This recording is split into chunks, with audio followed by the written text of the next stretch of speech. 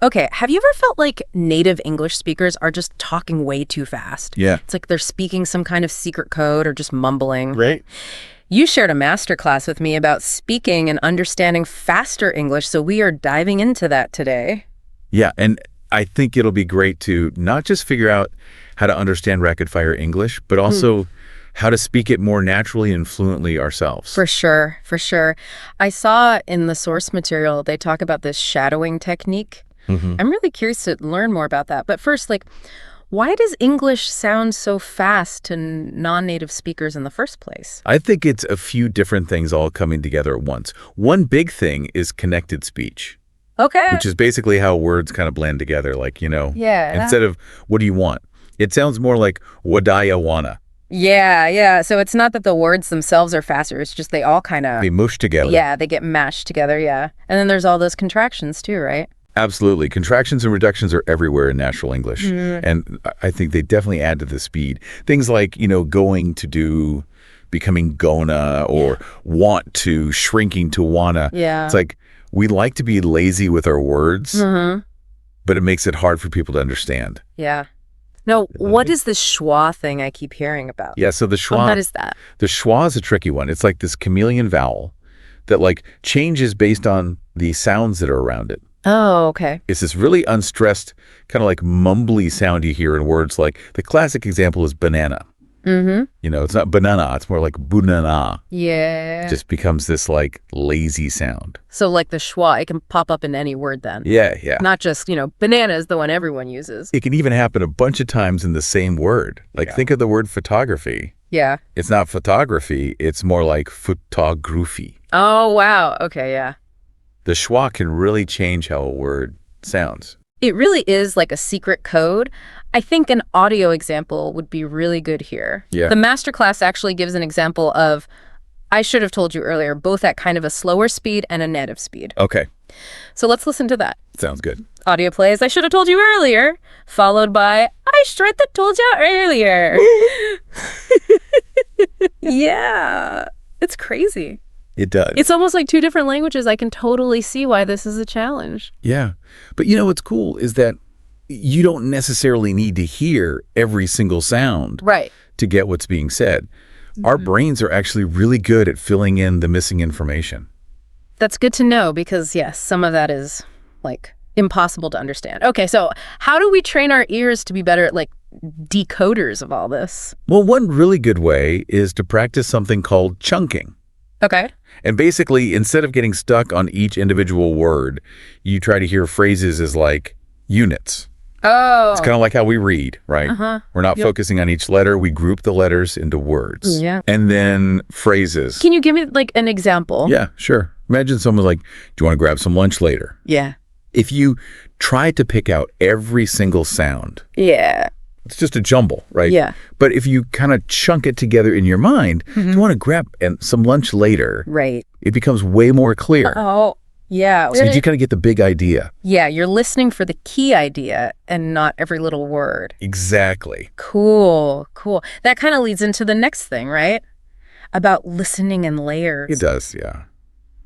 This sounds very Zen-like. It is. It's think about listening to a song for the first time. You're not going to catch all the words, all the lyrics, all the nuances right away, right? Yeah. Same thing with English. So we're listening to the same thing multiple times. Yeah. Okay, and what are the layers? Well, so on the first pass, you're just listening for the gist. Who's talking? What are they talking about? Right. And then on the second listen, you try to pick out keywords that'll give you more context. Okay. And then on the third listen, that's when you can really zero in on the tricky bits, the connected speech, maybe those contractions you couldn't quite pick out the first time. Okay, it's kind of like peeling back an onion, right? Exactly. You get a little more information every time. You got it.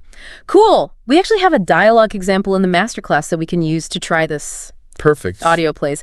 Hey, do you want to grab some coffee? Yeah, but let me finish this first. Cool, I'll meet you in 10. Okay.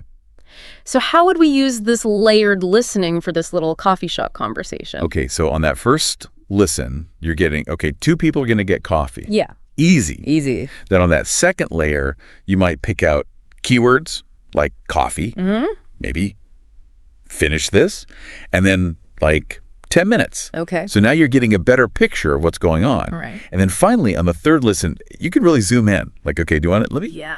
How are they using those contractions and reductions? Okay, yeah, that makes it much less intimidating. Yeah. Breaking it down like that. Now, what about speaking faster? How do we do that without sounding like, some kind of robot? Like a robot reading a dictionary. Yeah. Exactly. Right. Well, this masterclass talks a lot about sounding natural and fluent, not just talking faster. Right. Like you said, we don't want to sacrifice clarity just to sound fast. Yeah, so are there specific techniques for this? Well, remember all those contractions and reductions we talked about? Yeah. Those are really important for speaking fluently, too. So instead of saying, like, I'm going to the store, I should say, I'm going to go to the store. Yeah, exactly. Right.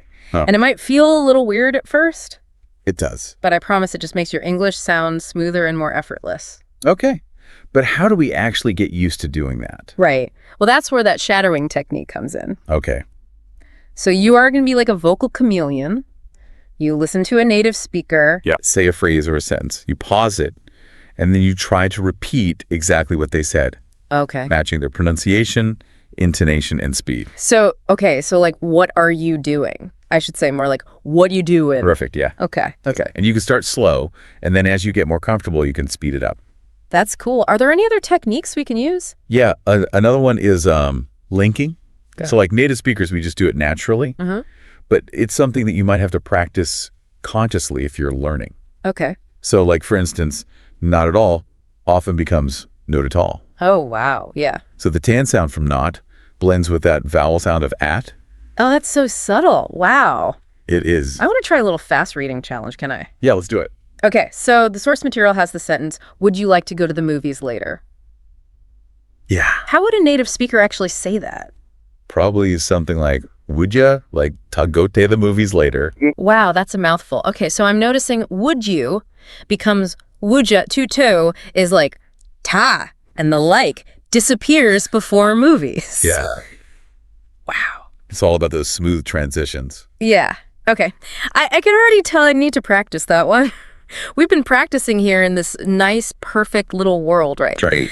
How do we take this into the real world where there's all kinds of accents and people talking at all different speeds? That is the real challenge, right? Because the real world is full of all these variations, different accents, slang, speaking styles. Yeah. It's really like taking what you learned in the classroom and then... throwing yourself into the deep end. Exactly. Yeah, I remember that feeling. Yeah. It was, like, scary. So what advice does the masterclass have for us for bridging that gap? Well, I mean, really, it's about exposure and practice. Okay. The more you immerse yourself in the language, the more prepared you'll be to handle those real-world variations. What are some good ways to get that real-world practice? Well, they talk about watching TV shows and movies. Oh. You can start with the subtitles on to get the gist, and then challenge yourself. Right. Turn the subtitles off. See how much you could understand. Yeah, I find even watching with English subtitles, like, helps me pick up stuff I might not have noticed otherwise. Yeah, for sure. And then there's podcasts, Okay. which are great because you can adjust the speed. Right. You can start slow, work your way up. What about actually talking with native speakers? Well, that's the best practice you can get, right? Right. Find language exchange partners, maybe join some groups online, or even, if you're brave enough, strike up conversations with people you meet. I remember I was so scared to talk to native speakers when I was learning English. Yeah. But I realized, like, pretty quickly, most people are really patient and they appreciate the effort you're making. Yeah, absolutely. So it really is about just building that confidence and not being afraid to, like, mess up. For sure. Don't be afraid to ask people to slow down or repeat themselves. Yeah. People are happy to help. Yeah. So we really need to embrace that messiness, right? It's going to be messy. It's not going to be perfect. Absolutely. Now, the masterclass has one final challenge for us before we wrap up this first part of our deep dive. Okay. They want us to imagine we're hanging out with friends, and they ask, hey, deal up for a movie tonight. Fun. Okay, I'm ready for this challenge. Let's hear it. Okay. Audio plays. Hey, you're up for a movie tonight. Dunno. What's playing? That new sci-fi one looks cool. All right, let me check the show times. Oh, casual, fast English. So what techniques are we hearing in this? Okay, well, right away we hear that contraction, ya, Right. instead of you, and then what's playing. It combines like what is and playing into one little chunk. I noticed they're saying do know instead of don't know, and then Yeah. let me instead of let me. It's amazing how those little things make such a big difference. Yeah, it's like a little puzzle. It is. All these pieces, you can even hear that linking, like looks cool becomes looks cool. That's so cool. Okay, so now the challenge is to imagine how we would respond. Yes. Using everything we've talked about. Exactly. And there's no one right answer. Right. It's about using what you've learned and seeing how you can apply it to this conversation. So we're leaving you with that challenge for now, dear listener. How would you respond to this invitation to go to the movies? We'll explore this more in the next part of our deep dive. You know, it's crazy to think about how all these like tiny little things, the contractions, the schwa sound linking, it all adds up to make English sound so fast. Right. But at the end of the day, like, it's not really about speed, is it? No, not really. It's more about understanding each other. Right, being able to communicate. Exactly. I think that's easy to forget when you get so caught up in like the rules and the technical stuff. It's easy to get bogged down in that. Yeah. And forget why we're even learning the language. Totally. I like that this masterclass really focuses on that, like the human element of language. It does. It gives some good advice about how to turn all this stuff we're talking about into like real fluency. That's what I'm curious about, because I feel like I've hit walls so many times where I'm just like, I'm not getting any better. Like, what's the secret to getting over those plateaus? Well, it's not really a secret. I think a lot of people they don't do it. Yeah. But it's practice. Yeah. It's consistent practice. Okay, so not just like cramming. Right, not just cramming a bunch of words and grammar rules. Right, yeah. But really making it a habit. Okay, yeah. So what would a good practice routine look like? Say I'm like just starting out. Well, I mean, even if you could just do like 15, 20 minutes a day of focused listening. Okay. That's huge. It could be podcasts, TV shows, whatever you enjoy. Right. You could even just listen to conversations happening around you. Right. That's such a good, like, easy tip, you know? It is. It is. You don't need anything special for that. Just like go to a coffee shop, listen to people talking. Yeah. Exactly. What about for speaking practice? Speaking practice is a little tougher. Yeah. Because you have to actually, find someone to talk to. Yeah. Right? But there's a lot of groups online. Uh-huh. Language exchange apps and things like that. Yeah. You could even record yourself speaking and then listen back. I used to do that. Yeah. It's so helpful. Right. You catch all these little mistakes. It is a little cringy, though. It is. It is. Yeah. But it's like having your own little language coach. It is. And you said it earlier, too. It's okay to make mistakes. Absolutely. That's how we learn. That's how we learn, Yeah. Now let's talk about the shadowing technique. We kind of touched on it earlier. Can you explain a little bit more about how that works and why it's so good? It's basically karaoke for language learning. Okay. You listen to a native speaker. Yeah. Try to repeat exactly what they're saying. Okay. Matching their rhythm, intonation, everything. So it's like a workout for your mouth? It is. It is. Getting it to do all those weird sounds. Exactly. And you could do it with anything. Okay. Like a podcast, a song, Oh, cool. a scene from a movie. That sounds fun. What are some tips for making practice in general more interesting? Yeah, I mean, a lot of times people think of it as a chore, right? Yeah. But I think it's important to find stuff that you're actually interested in. Right. Like if you love to cook, watch cooking shows in English. If you're a sports fan, listen to sports commentary. It's so true. Like when it's something I like, it feels like I'm like not even trying. Right, because you're actually paying attention. Yeah, exactly. So yeah, just find ways to connect your interests with language learning. Right. It shouldn't be boring. No, it should be fun. Yeah. Even when we are enjoying it, I feel like we all hit those like plateaus. Yeah. How do we deal with that? Well, I think it's important to remember that progress isn't always like a straight line, You're going to have times when you feel like you're rocketing forward and times where you feel like you're just stuck. Yeah, like going backwards almost. Right. And that's totally normal. Yeah. But you can't give up. Right. Just keep practicing and trust the process.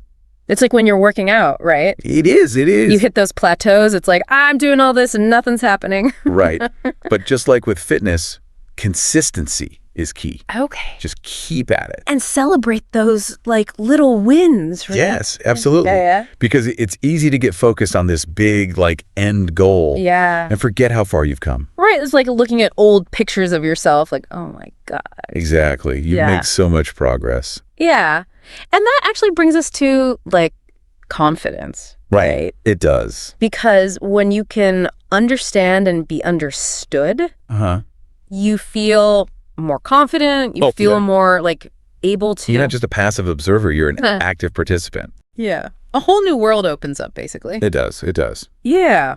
Okay, so we've talked about a lot of technical stuff. We have. And resources, and even like the emotional and social benefits of being fluent. I know this masterclass has one last challenge for us before we wrap up this section of our deep dive. Okay, I'm ready. So, remember that movie night situation we talked about? Yeah. Our friends invited us to go to a movie. Yeah, they asked you up for a movie tonight. And we heard all the back and forth about, Yep. you know, what's playing and everything. What time? Yeah. Yeah. Okay, so now the challenge is, what would you say? There's no script this time. No, I like it. Just, like, what would you say? It's like they're saying, okay, here are all the tools. Now you go. Exactly, yeah. Make something beautiful. Yeah. It's your turn. Yeah, and I think that's what this whole deep dive is about, right? There it is, yeah. It's not about memorizing. Yeah. It's about being able to actually use the language. It's about empowering you to use the language. Yeah, yeah. So, dear listener, that's the challenge for you. Put yourself back in that situation. Yep. What would you say? How would you use these techniques we've talked about? Yeah, don't overthink it. Yeah. Just, like, what's your gut reaction? Yeah. Have fun with it. I love that. Okay, I'm going to try. Okay. So if my friends asked if I was up for a movie, I might say, yeah, totally. What are we thinking of watching? Perfect. I'm using a contraction. You are. I'm keeping it casual. You are. And I'm expressing enthusiasm. Yes, you are. I love it. And I'm already feeling more confident just thinking about, I love that. you know, using all this stuff. Yeah, and that's what it's all about, right? Is finding your own voice. Yeah. And just being comfortable. Awesome. So, dear listener, we want you to find your voice. Yes. Experiment, try new things, push yourself out of your comfort zone a little bit. And remember, fluency is not like an end point. Right. It's an ongoing journey. It is, yeah. Full of ups and downs, and it's all about connection, you know? Right. It is, yeah. Connecting with other people. Okay, I think this is a good place to take a quick break, and then we'll come back and wrap up our deep dive into speaking and understanding fast English. I'm still thinking about that movie night challenge. Yeah. I like how it makes us actually, like, use what we learned. It is. It's a good way to, like, bridge the gap between the ideas and actually putting it into practice. Totally. It reminds us this isn't just about, like, memorizing rules. It's about, like, using language to actually talk with people. Right. Like, language is about connection. Yeah. This deep dive has been awesome. Yeah. Can we do a quick recap of what we talked about? Yeah, for sure. Just to make sure I've got all the like, key takeaways? Okay, well, I think the first thing to remember is that speed is just one part of being fluent. Okay. You don't want to just talk fast. Yeah. You got to be clear. Yeah. And you got to sound natural. Right. So it's like a balance. Exactly. Okay, and one way to do that is using all those contractions and reductions. Yeah, definitely. Those are super important. Yeah. They really make your English flow. Now, what about chunking? Oh, yeah, chunking's huge. Yeah. Training yourself to hear those chunks of words instead of every single word. It's like we're upgrading our brains. It is. It's like a software update. Yeah. For your ears. That's a good way to put it. And then we have that layered listening approach. First the gist, then the keywords, then all the like subtle details. Right, like connected speech and all that. Okay, and then for speaking, we've got that shadowing technique. Ah, yes, shadowing. That was really cool. Like having a pronunciation coach in your ear. Exactly. And you can do it with anything. Right, any material that interests you. Yeah. So we've got all the tools. Now what's the secret to like putting this all together? What's the magic formula? Well, again, it's not really a secret. It's consistent practice. Oh. Finding things that you enjoy. Right. It should be fun. It should be fun, yeah. It shouldn't feel like a chore. Totally. Because when it's fun, you actually want to do it. Exactly. And you'll learn faster that way, too. Yeah. So, like, find things that you're into, like movies, podcasts. Yeah. Or connect with other people who are learning. Yeah. You can all practice together. Now we all know fluency isn't like you don't just arrive there one day. No, it's a journey. Yeah. With lots of twists and turns. Yeah. And we're going to mess up along the way. Oh, for sure. You just got to, like, keep going. Absolutely. Celebrate the wins and learn from the mistakes. I think that's a great way to wrap up our deep dive. Yeah. So, dear listener, hopefully this has given you some new ideas for how to take your English to the next level. Yeah. Keep practicing and keep exploring. And keep connecting with people. Yeah, because at the end of the day, language is about connecting. So true. That's it for our deep dive into speaking and understanding fast English. Thanks for joining us. We'll see you next time. Ever feel like you're just wading through a sea of words? Uh-huh. Yeah, I know that feeling. But today, we're diving into the deep end. That's right. We're going to explore some advanced English vocabulary, 15 words to be exact. Okay. And they're all from this book, Test Your English Vocabulary. Sounds like a challenge. Well, it's not about memorizing definitions or anything like that. Oh, good. We're going to uncover their hidden depths and how these words connect to the bigger picture. I like that. It's fascinating how these words can really unlock a deeper understanding of human behavior and communication and even our perception of time. Absolutely. And to make it a little easier, we'll group our 15 words into themes. Okay. First up, the art of communication, All right. or sometimes the lack of it. Right. Let's start with loquacious. I'm sure you've met someone like this. They could talk a blue streak. Yeah. Holding court at a party, even if no one else gets a word in edgewise. Oh, yeah, for sure. That's our loquacious friend. Yes. It's interesting to contrast that with someone who's laconic. They might only say a few words, but those words carry weight. Think of a seasoned judge delivering a verdict. Just brief, to the point, no wasted syllables. Oh, I like that example. Now, have you ever noticed how some people use big words to actually avoid clear communication? All the time. That's where obfuscate comes in. Right. It's like they're trying to build a wall of jargon to hide behind. It happens a lot, especially in fields like, law or finance. Yeah. Sometimes it's unintentional. They're so used to speaking a certain way, they don't realize it's confusing to others. Right. But other times it's a deliberate tactic, make things seem more complex than they are. Yeah, it's like they think if they use enough fancy words, no one will question what they're actually saying. Right. But we're smarter than that. Absolutely. We're going to see right through that obfuscation and get to the heart of the matter. And sometimes the most straightforward language is the most powerful. Okay, enough about communication. Let's talk about behavior. Our next group of words explores some interesting character types we all encounter. Okay. The sycophant, the ostentatious, and the austere. Let's start with the sycophant. All right. Oof. Just the word makes me cringe. You know that person who's always showering someone with insincere praise just to get on their good side? Yeah, the classic yes man, always trying to curry favor. It's interesting to think about why someone might behave this way. Could it be a lack of confidence or maybe even a manipulative strategy to gain power? Oh, it makes you wonder, right? Now let's swing to the opposite end of the spectrum with ostentatious. Okay. This is our friend who loves to flaunt their wealth or success. Oh, yeah. Think of the person who always has to have the latest designer clothes, the flashiest car, always name-dropping their fancy vacations. Yeah, it's all about outward appearances, often masking a deeper need for validation. It makes you think about our society's obsession with status symbols and material possessions, doesn't it? Totally. Now, in contrast to the ostentatious, we have the austere. This describes someone who lives a simple, unadorned life. Right. They're not interested in flashy displays or material wealth. Think of a minimalist who values experiences over possessions. That's a fascinating counterpoint to the ostentatious lifestyle. In a world that constantly bombards us with messages about what we should want and need, the austere individual chooses a different path. And I think the word propensity ties all three of these words together nicely. How so? Well, it refers to our natural tendencies or inclinations. We might have a propensity for flattery, for extravagance, for simplicity. These tendencies shape our behavior in all sorts of ways. Exactly. We all have propensities, and recognizing them in ourselves and others can be key to understanding why we act the way we do. Now let's shift gears and get a little philosophical. Our next group of words deals with time and the intangible. Okay. Ephemeral, ubiquitous, and the ineffable. All right. Have you ever experienced something beautiful but fleeting, like a stunning sunset that disappears in minutes? Oh, yeah. That's the essence of ephemeral.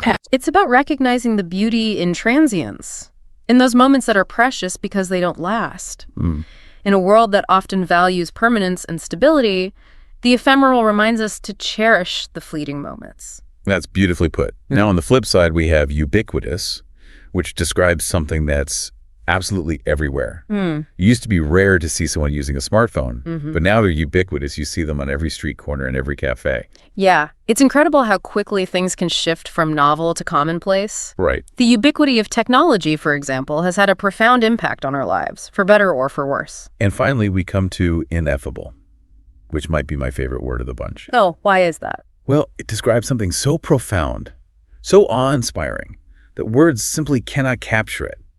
Have you ever had an experience like that, where language just failed you? Absolutely. Yeah. Sometimes the most profound experiences are the ones that transcend language, like the feeling of standing on a mountaintop overlooking this vast landscape or witnessing the birth of a child. These are moments that defy easy description. It makes you realize the limitations of language, doesn't it? There are some things that words simply can't convey. And yet that doesn't stop us from trying, from searching for the words that come closest to expressing the inexpressible. Well said. Ready to tackle our next set of words. Hit me with it. This group focuses on actions and reactions. Yeah. Perfunctory, temerity, and recant. We'll start with perfunctory. Okay. You know those days when you're just going through the motions? Yeah. Doing something out of habit or obligation, but without any real heart? Yeah. That's perfunctory in action. We all have those days, right? The key is to recognize when we're stuck in a rut and to make an effort to infuse our actions with more intention and meaning. So true. Now let's talk about temerity. Right. This word is all about boldness, audacity, even a little bit of recklessness. It's about having the guts to do something daring, even if it goes against the grain. Right. Have you ever witnessed an act of pure temerity? Yes. Actually, I recall a time when a junior researcher presented this groundbreaking theory that challenged, the established thinking in the field. Wow. It was a bold move considering the potential backlash from senior colleagues. Wow, that takes courage. It does. That makes you wonder, what's the line between temerity and foolishness? I guess it depends on the outcome, right? I suppose it does. But sometimes those acts of temerity are the ones that lead to true innovation and progress. And finally, we have recant.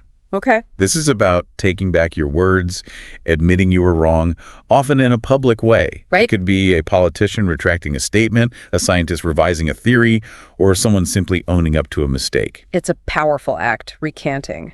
Yeah. It requires humility, a willingness to acknowledge our fallibility. In a world where people are often afraid to admit they're wrong, recanting can be a sign of true strength and integrity. It's about putting truth above ego, which can be a tough thing to do. It can. All right, ready to move on to our last group of words. Let's do it. This one's all about dreamers and realists, and it centers around the word quixotic. Quixotic. Named after the idealistic knight, Don Quixote. Right. He's famous for tilting at windmills, mistaking them for giants. It's a wonderful example of how idealism and imagination can sometimes clash with reality. Exactly. The word quixotic captures that blend of idealism, romanticism, and perhaps a touch of naivete. Yeah. It makes you think about the balance between chasing dreams and being grounded in reality. It's a delicate balance, isn't it? On the one hand, we need idealism to inspire us, to push us beyond the limits of what seems possible. But on the other hand, we need pragmatism to navigate the complexities of the real world and make progress towards those ideals. So true. Yeah. And sometimes those seemingly impossible quixotic goals can lead to unexpected breakthroughs. Absolutely. It's about finding that sweet spot between dreaming big and taking practical steps to make those dreams a reality. What about you? Do you have any quixotic goals you're pursuing? That's a great question. I'm going to have to ponder that one for a bit. Okay, but in the meantime. So, any thoughts on those quixotic goals? Did any come to mind during that little pause? I was thinking about how even outlandish goals can spark innovation. Like, if no one had ever had that crazy idea to fly, well, we wouldn't have airplanes, right? It's true. Sometimes it's not about reaching that exact vision, but what we discover on the way there. Exactly. And speaking of journeys, it strikes me how the words we've been discussing, they're not just isolated units of meaning. They're part of a larger system. Right. A network of interconnected ideas. It's like a constellation. Oh, I like that. Each star adds to the overall beauty and significance of the pattern. It's true. We've been focusing on individual words, but it's the way we use them, the context, the nuances. That's what brings language to life. Exactly. Take a word like austere, for instance. Okay. It can describe a monk's simple life, but also the starkness of a desert landscape. Or even like a government's harsh economic policies. Same word, but vastly different connotations depending on how it's used. It reminds me of how a single musical note can evoke different emotions based on the melody and the surrounding notes. That's a fantastic analogy. And just like a composer carefully chooses notes to create a specific mood, skilled communicators select words to evoke feelings and convey precise meaning. This makes me think about the importance of expanding our vocabulary, not just for intellectual reasons, but to become more effective communicators. Right. The more words we have at our disposal, the more precisely we can express ourselves. It's like having a wider range of colors on an artist's palette. A limited palette can still create beautiful art, but imagine the possibilities when you have every shade and hue imaginable. And not only can a rich vocabulary enhance our own communication, but it also helps us understand the nuances of what others are saying. Absolutely. Think about how, politicians or advertisers use carefully chosen words to influence our opinions and behaviors. It's true. The more we understand the subtle ways language can be used, the better equipped we are to critically evaluate the messages we're bombarded with every day. It's about becoming more aware of the power of words, both for good and for bad, but also appreciating the beauty and complexity of language, Right. how it can be used to inspire, to connect, to create art. And that brings us back to the word ineffable. Okay. It describes those experiences that transcend language. Right. Even though some things defy description, that doesn't mean we should stop trying to express them. I agree. It's the effort, the reaching for meaning that enriches our understanding. I love that perspective. Yeah. Even if we can't perfectly capture an experience in words, the act of trying can help us process it, make sense of it. Absolutely. And sometimes those struggles to find the right words lead to the most profound insights. It's like those moments when a poet struggles to find the perfect rhyme or metaphor. Yeah. The result is often a line that's even more beautiful and evocative because of the effort that went into it. Speaking of poetry, I'm curious, do you have a favorite word? One that you find particularly delightful or thought-provoking? Oh, that's a tough one. There are so many. But one that's been on my mind lately is serendipity. I love the way it captures those unexpected delights that life throws our way. Right? Those moments of fortunate coincidence that lead to new discoveries or connections. Serendipity is a beautiful word. It reminds me of how sometimes the most meaningful experiences happen when we're not actively seeking them out, when we're open to the unexpected twists and turns of life. Exactly. It encourages us to embrace a sense of curiosity and wonder, to be open to the possibility that something amazing could be just around the corner. And who knows, maybe our deep dive today will lead to some serendipitous discoveries for our listeners. They might stumble upon a new favorite word or make an unexpected connection between these words and their own lives. I certainly hope so. After all, language is about so much more than just definitions. It's about expanding our perspectives, connecting with others, and exploring the richness of human experience. Now, before we get too philosophical, I think it would be helpful to bring some of these words to life with some concrete examples. Absolutely. It's one thing to understand a word in the abstract, but it's another to see how it's actually used in context. For instance, we talked about obfuscate earlier. Yeah. I'm curious, how might you see that word used in, say, a legal setting? Oh, that's an interesting one. In law, you might see obfuscate used to describe a defendant's attempts to hide assets or mislead the court. Or it could be used to criticize a lawyer's dense and confusing legal arguments. So they're intentionally trying to make things difficult to understand. It seems that way sometimes. But as we've been saying, the more we understand these words and the ways they can be used, the better equipped we are to see through those attempts at obfuscation. Exactly. And speaking of context, I think it'd be interesting to explore the etymology of some of these words. Oh, yeah. Trace their origins back to ancient languages and historical events. I love that idea. Etymology can be like a detective story, uncovering hidden layers of meaning and revealing the fascinating journeys these words have taken over time. For example, did you know that quixotic comes from the Spanish novel Don Quixote? It's amazing to think how a single literary character can inspire a word that becomes part of our everyday language, That's true. carrying with it the spirit of idealism and romanticism. It's like these words become vessels, carrying centuries of history and cultural meaning within them. And by delving into their etymology, we can unlock those hidden layers of meaning and gain an even deeper appreciation for the words we use. It's like going on a linguistic treasure hunt. But instead of digging for gold, we're unearthing the stories and cultural influences that have shaped our language. And those stories can be just as valuable as any treasure. They remind us that language is a living, breathing entity that's constantly evolving, shaped by the people who use it and the world around them. This conversation has really sparked my curiosity. Yeah, mine too. I'm eager to delve even deeper into the world of language and explore more of its hidden treasures. Me too. And I have a feeling our listeners are ready to continue this journey with us. I think so too. Should we take another short pause and come back for a final round of exploration? That sounds like a perfect plan. We'll be back soon to wrap up our deep dive into advanced English vocabulary. Welcome back to our deep dive into advanced English vocabulary. Glad to be back. It's been such a fascinating journey exploring all these nuances and hidden depths of these words. Yeah, I agree. It really makes you realize how much richness and complexity there is in language. Absolutely. And we haven't even touched on idioms and slang, Oh, that's right. which adds another layer of color and expressiveness to language. Imagine trying to explain kick the bucket or spill the beans to someone learning English for the first time. Oh, that's a good one. It'd be like trying to teach them a secret code. Absolutely. Oh. And every language has its own unique set of idioms and colloquialisms, right? Right. It really reflects the history and the culture and even the sense of humor of a language. Makes you realize how much language is tied to our identity, Yeah. both as individuals and as members of a particular community. And it highlights the importance of cultural exchange and understanding. Yeah. The more we learn about other languages and their nuances, the more we expand our own worldview. Now, before we wrap up, I wanted to touch on something we haven't really talked about yet, the role of grammar and syntax in effective communication. Ah, yes, grammar and syntax. While we've been focusing on individual words, it's the way we arrange those words, the structure of our sentences. That's what allows us to convey complex thoughts and ideas. It's like building a house, right? Yeah. You need strong, well-crafted bricks, but you also need a solid framework to hold them together. Precisely. Grammar and syntax provide that framework. They ensure that our message is clear and coherent and easy to understand.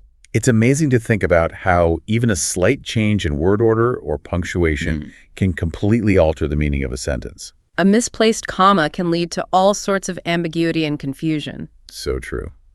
And that brings us to another important point, the importance of being precise and intentional with our language choices. Especially in written communication where we don't have the tone of voice or body language to help convey our meaning. Exactly. It makes you realize how much responsibility we have as communicators to use language carefully and thoughtfully. And it highlights the importance of editing and revising our work to make sure our message is clear, accurate, and free of errors. Well said.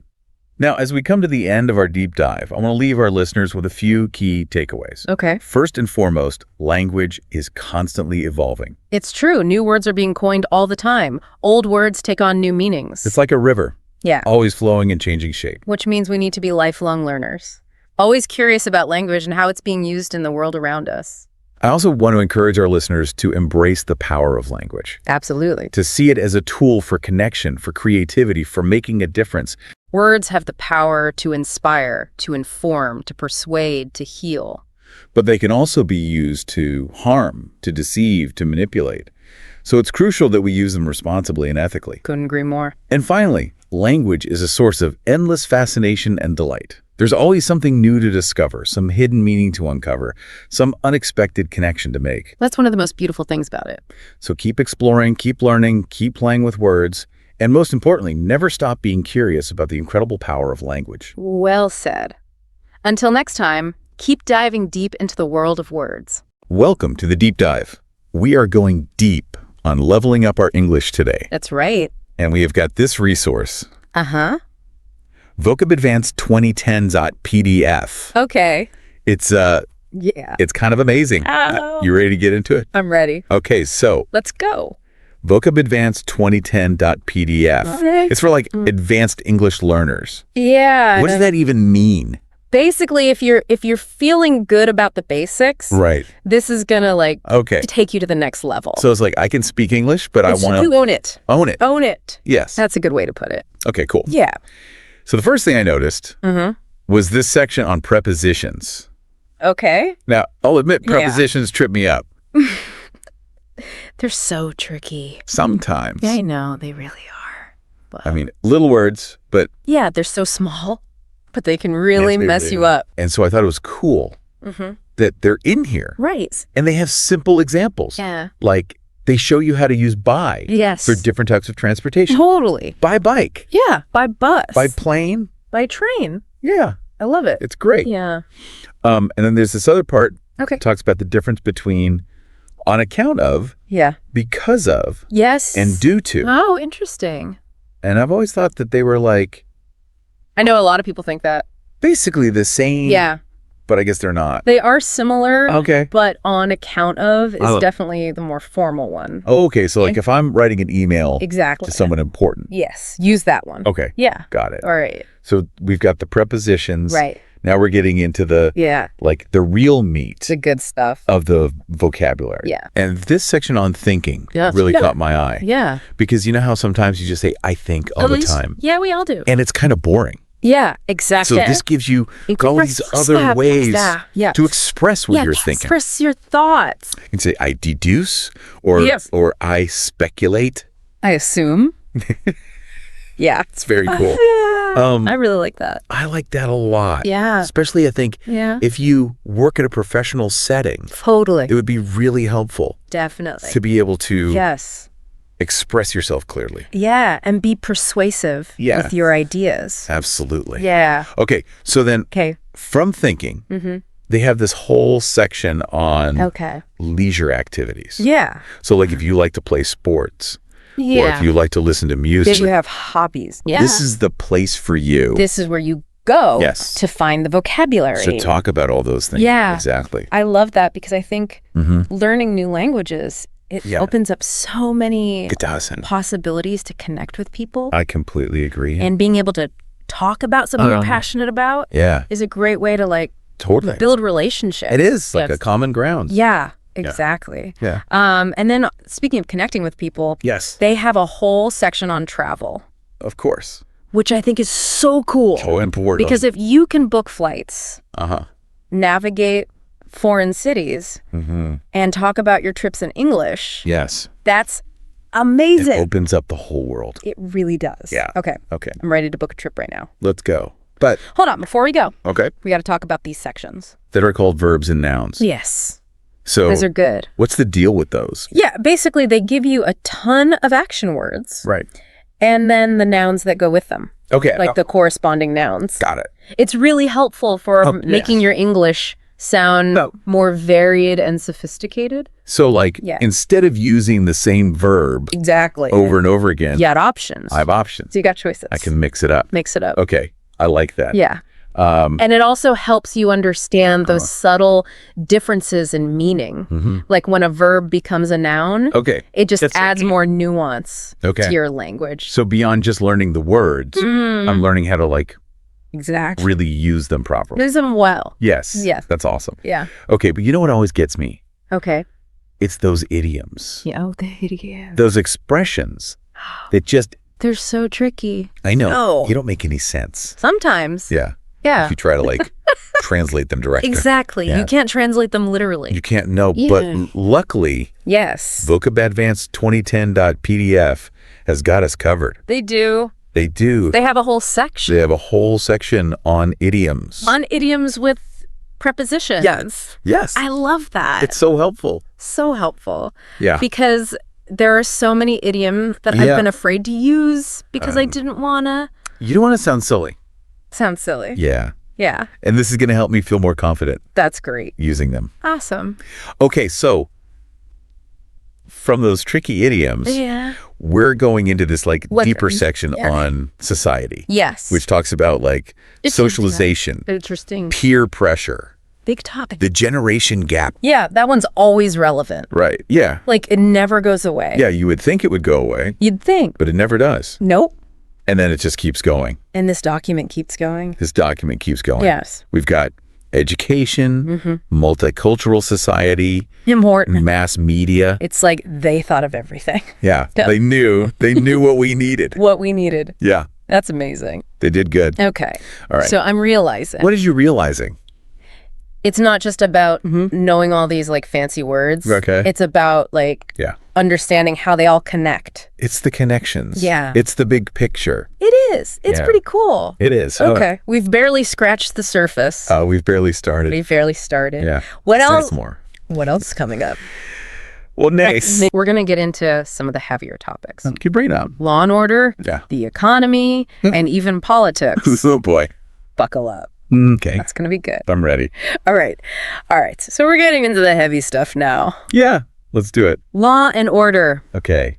I am intrigued. It's like, It's surprisingly in-depth. Oh, really? Like, it's not just about knowing, Okay. like, robbery versus theft. It's like, it really goes into, like, the whole legal process. Oh, cool. So like Law and Order, but with real vocab. Yes. Okay, I like it. Yeah. So it explains things like, It explains stuff like evidence, okay, evidence. verdict, Okay. even capital punishment. Wow. Okay. Like, all these kind Yeah, those are big of words. big concepts. And I feel like we use them sometimes without really knowing what they mean. I think a lot of people do that. Yeah. They kind of throw them around. Yeah. But this actually All right. defines them clearly. Okay. I like that. Yeah. And it goes into like... And it even goes into the differences Okay. between murder and manslaughter. Oh, wow. Which are like one word different. Huge. But very different legally. Right. Yes. Like really different consequences. Yeah, big time. Okay, wow. So Sounds intense. it is. Okay, let's Okay. let's lighten it up a little bit. All right, where are you going? How about the economy? Okay, the economy? Is this where I learn all the like secret Wall Street lingo? Well, maybe not all the secrets, Okay. but you'll definitely learn some. Right. You'll get a good foundation. Okay, cool. It covers, everything from like supply and demand, Okay. which is, pretty basic. Right. But then it gets into stuff like trade deficits, Okay. economic growth. I hear those Yeah, you hear them. all the time. Do you really know what they mean? Not really. This will teach you. Okay, awesome. So yeah, it's good. I like that. Yeah. And it even goes beyond just like Okay. the numbers and stuff. Yeah, It talks right. about like different economic systems, like the difference between, Yeah. nationalization and privatization, Right. who controls the industries. Those are some those are hot button topics. Those are big questions. Yeah, and I feel like Yeah. if I knew the vocab, Yes. I could follow those You'd be able to conversations better. follow along better. Yeah. Exactly. And even form Yeah. And even like, your own opinions. yeah, for sure. Yeah. And it talks about, It also talks about, Okay. it doesn't just stay like high level. Right. It talks about things like poverty, right. wealth, Right. standard of living. Yeah. And those are Those are important really important. Yeah. Because economics because it's about affects people. people. Yeah.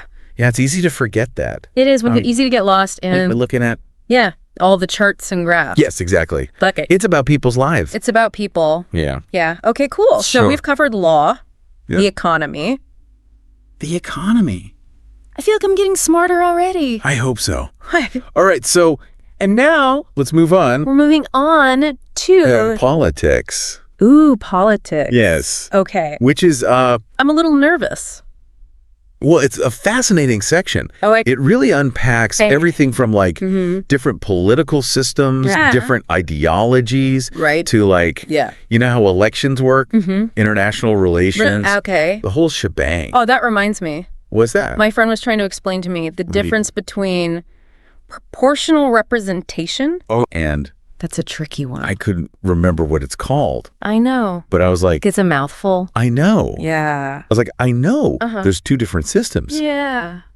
but I don't remember It's hard to keep them straight.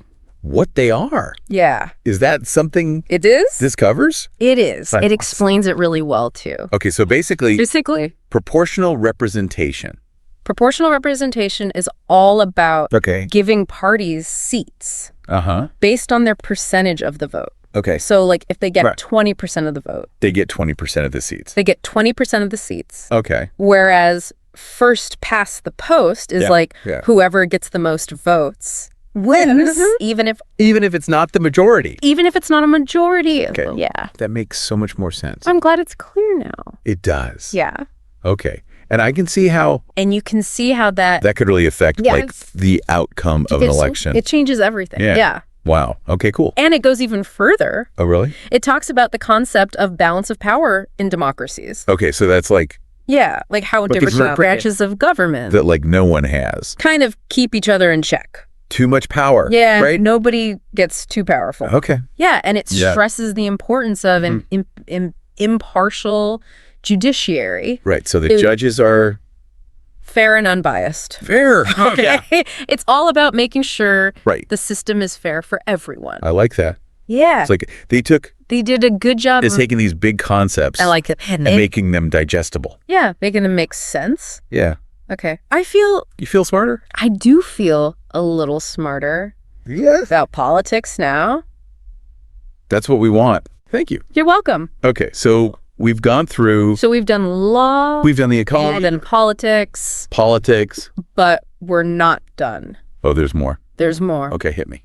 All right, so next, we're going into the future. Oh, my goodness. We're going into science and technology. Okay. Get ready. All right, science and technology. Yes. Here we go. This is a good one. This is where I think I think so too. Vocab Advanced 2010.pdf really shines. It does. It's not just about defining the terms. It's about understanding how science and technology are shaping our world and maybe even like predicting where we're going next. Ooh, I like that. A A little little glimpse into the future. glimpse into the future. Yeah. Okay, so where do we even begin Where do we begin? with such a massive topic? It is a big one. It is huge. Is this where we get into all that, like, fancy science jargon? You might encounter some, Okay. but don't worry. It breaks it down really nicely. Okay. It starts with like the fundamental building blocks of science. Okay. Like, you know, cells, Right. atoms, gravity, Gravity. Yeah. galaxies, you know, Okay. all that good stuff. The basics. Basics, yeah. Okay, I think I can handle that.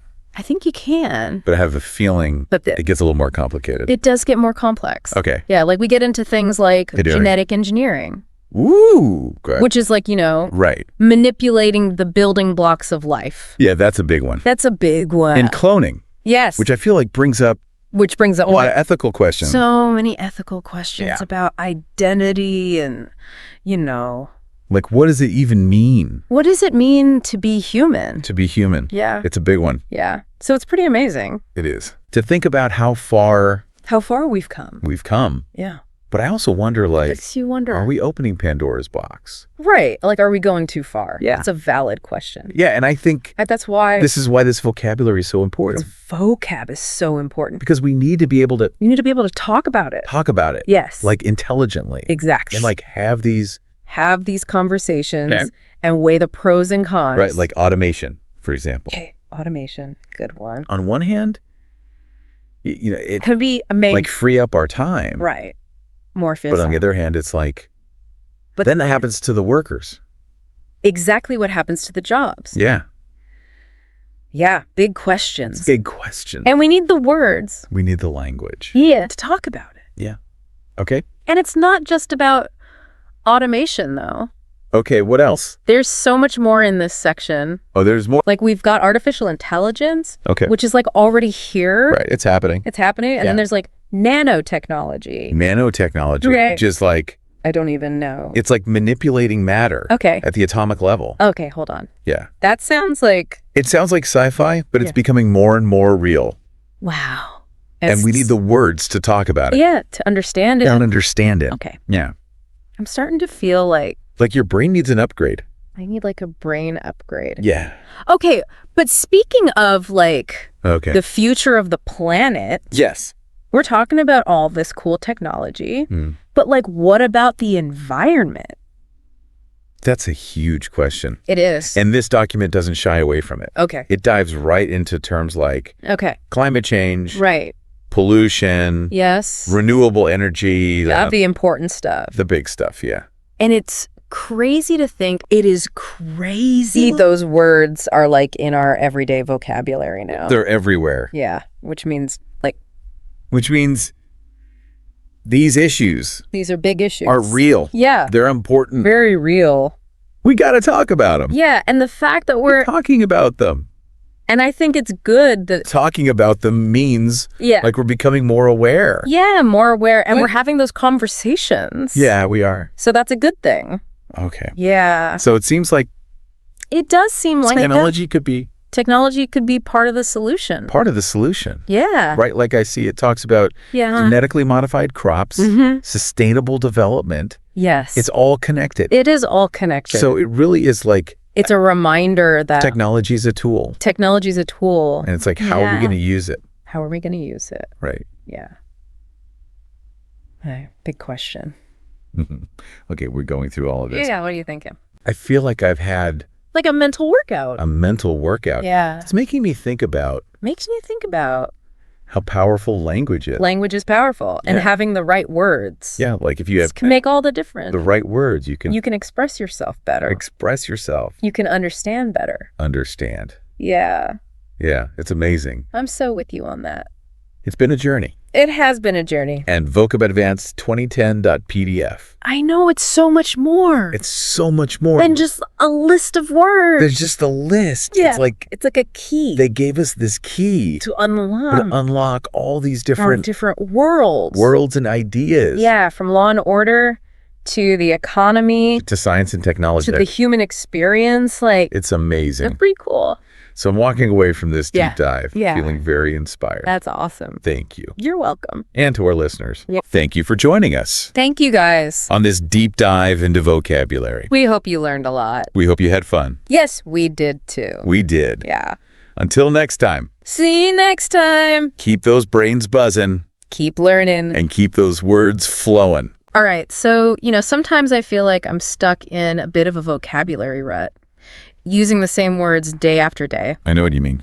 But I was looking at this guide to 20 advanced words, the kind that, can really make you sound smarter in everyday conversations. Yeah. And I thought it would be fun to kind of deep dive into some of these words. I think that's a great idea. It's not just about sounding smart, though, right? Right. It's more about expressing yourself with more precision and nuance. And honestly, even understanding how other people are using language to kind of persuade you or inform you. Right. Yeah. It's like you can be more persuasive and also not be persuaded by other people. Exactly. So we're not aiming to turn everyone into Shakespeare here. No. But I bet you'd be surprised how many of these words you've already encountered without realizing, how much they can elevate your communication. Absolutely. And that's actually what's so interesting about this particular set of words. They're not pulled from some obscure academic journal or something like that. Right. They're words that appear in everyday conversations, articles,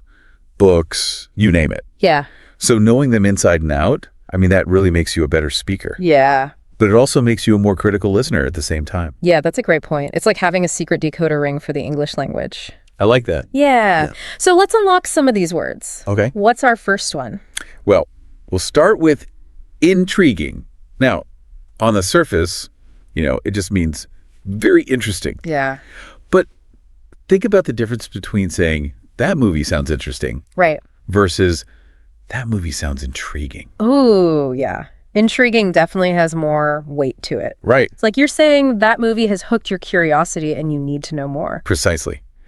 It suggests a much deeper level of engagement. You're not just passively interested, you're actively drawn in. It's almost like intriguing implies there's a mystery to unravel. Yeah, there's something more to it. Yeah, okay, what's next on our list? Let's go with diligent, meaning showing care and perseverance in your work. Now, you could easily just say someone is hardworking, but diligent, that carries a different connotation, doesn't it? It does. Hardworking just sounds like putting in the hours. But diligent, like you said, it makes me think of someone who's truly dedicated to their work. Exactly. Who really takes pride in what they're doing. And that distinction can make all the difference, especially in like a professional setting. Oh, totally. Imagine you're describing a colleague to your boss, right? Diligent paints a much more impressive picture. Right. It subtly implies that they go above and beyond just the bare minimum. Exactly. Okay, I'm already feeling my vocabulary muscles getting stronger. What's word number 3? Let's tackle one we all know too well. Tedious. Yes. Meaning, of course, boring and repetitive, something that just seems to drag on forever. Yeah. Tedious is the perfect word for that stack of paperwork on my desk. Oh, I know. Or that meeting that could have been an email. Exactly. But the reason this word is so useful is that it allows you to express that feeling of boredom. Right.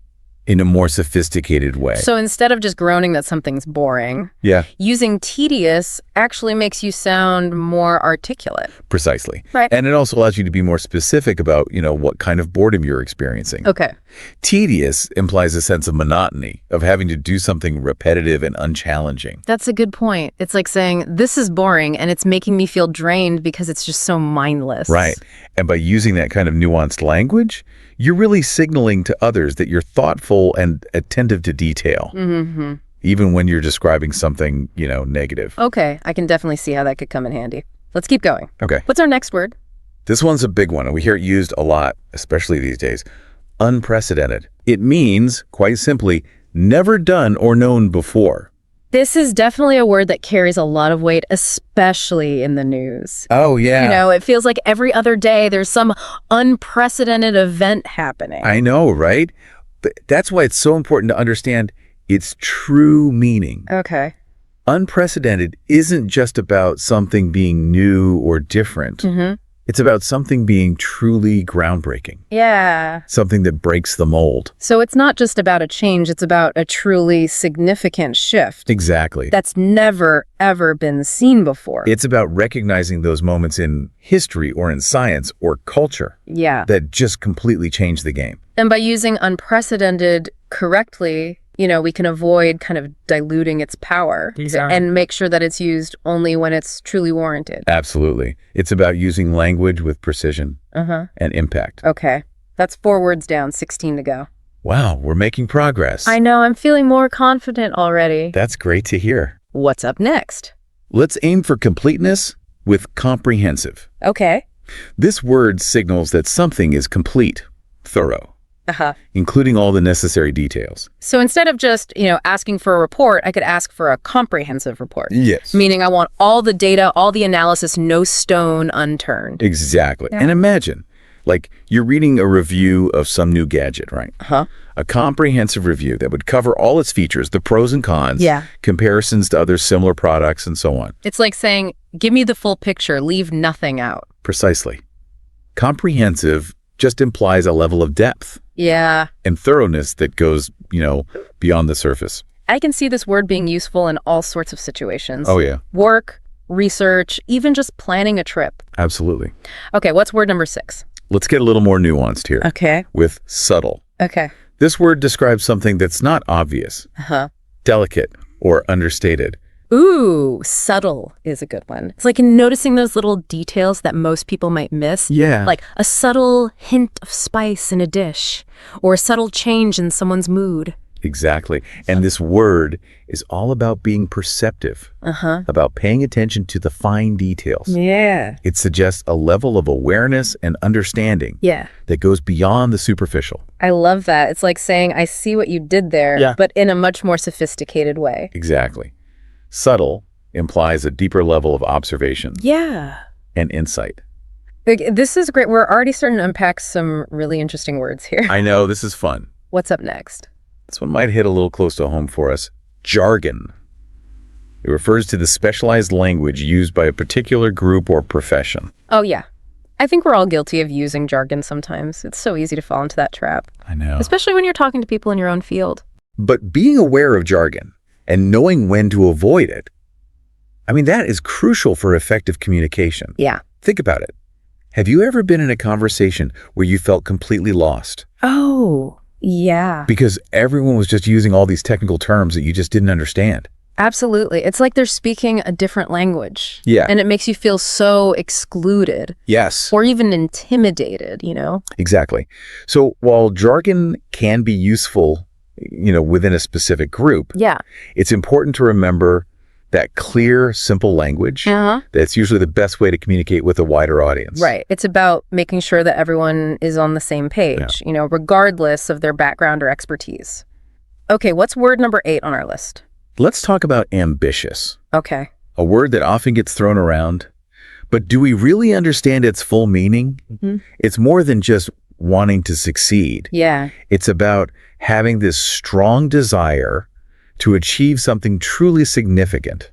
So it's not just about climbing the corporate ladder. It's about setting goals that are truly challenging and meaningful. Exactly. Think about it. You could say that someone's ambitious because they want to be a CEO, right? Right. But you could also say that a scientific research project is ambitious because it aims to solve some major global problem. So ambitious can apply to individuals and their goals, but also to projects, ideas, you know, even entire organizations. Absolutely. It's about setting the bar high and striving for something that pushes the boundaries. I like that. It's about aiming for excellence, for making a real impact. Yeah. Okay, let's keep this vocabulary train rolling. What's word number 9? This one's crucial in our increasingly interconnected world. Empathy. Okay. The ability to understand and share the feelings of others. Empathy is more than just sympathy, right? It's about truly putting yourself in someone else's shoes and seeing the world from their perspective. Exactly. It's about recognizing that everyone has their own unique experiences and perspectives and being able to connect with them on like an emotional level. I can see how empathy is essential in so many areas of life, from personal relationships to professional settings to even just navigating society as a whole. Absolutely. It allows us to build stronger relationships, resolve conflicts more effectively, and just create a more compassionate and understanding world. All right, we're almost through our first 10 words. I know. Can you believe it? What's the last one we'll tackle in this section? Let's finish with reluctant. Okay. It describes someone who's unwilling or hesitant to do something. I feel like I use this word all the time. Yeah. Like, I'm reluctant to try that new restaurant because I've heard mixed reviews. Yeah, exactly.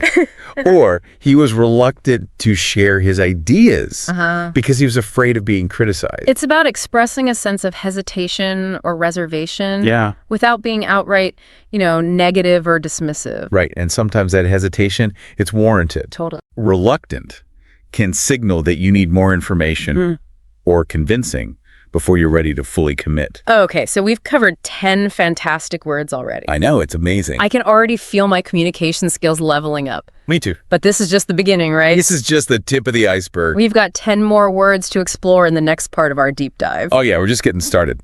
Welcome back. I hope you've got your mental dictionaries ready. Yeah. Because we're about to unlock 10 more powerful words. Okay. That can add some serious punch to your vocabulary. I'm ready to expand my linguistic horizons even further. Excellent. What's the first word we're tackling in this round? Let's start with elaborate, which means to explain something in greater detail. Okay. Think of it as going beyond the surface level, really fleshing out your thoughts. I can see how elaborate would be useful in so many situations. Like if someone gives a presentation with a really interesting idea, you could say, "That sounds fascinating. Can you elaborate on that point?" Exactly. It's a great way to encourage deeper discussion and get to the heart of a matter. You're signaling that you're not just passively listening, Right. but you're actively seeking a more comprehensive understanding. It's like saying, "Tell me more, I'm all ears." I love it. Okay, what's next on our list of vocabulary power-ups? Let's embrace a little bit of the unexpected with spontaneous. Okay. This word describes something done without planning, Right. something impulsive and in the moment. Ooh, I love a good dose of spontaneity. It's like throwing caution to the wind and just going with the flow. And sometimes, those spontaneous decisions, those lead to the most memorable experiences. For sure. Think about it. Have you ever just taken a spontaneous road trip? Oh, yeah. Or like decided on a whim to try a new restaurant? Yes. And those are often the stories I end up telling over and over again. Yeah. Right? It's like spontaneity injects a little bit of magic into life. I completely agree. It keeps things interesting. It allows us to break free from our routines. Okay, I'm feeling energized by that word. What's next on our list? Let's come back down to earth a little bit. Okay. With mundane, which describes something ordinary, routine, Yeah. or even a bit boring. I think we all experience those moments of mundanity in our lives. Oh, absolutely. It's the everyday stuff that we just have to get through. But here's the interesting thing about mundane. It's all about perspective. What one person finds mundane, another person might actually find comforting Oh, that's interesting. or even enjoyable. That's a good point. Like, I find folding laundry to be incredibly mundane, but my partner actually finds it really relaxing. Exactly. So while mundane, might have these kind of negative connotations, it's important to remember that it's subjective. Yeah. What matters is how we choose to approach those everyday tasks Right. and find meaning in them. Okay, I like that reframing of mundane. It's a reminder to find the silver lining even in those, most ordinary moments.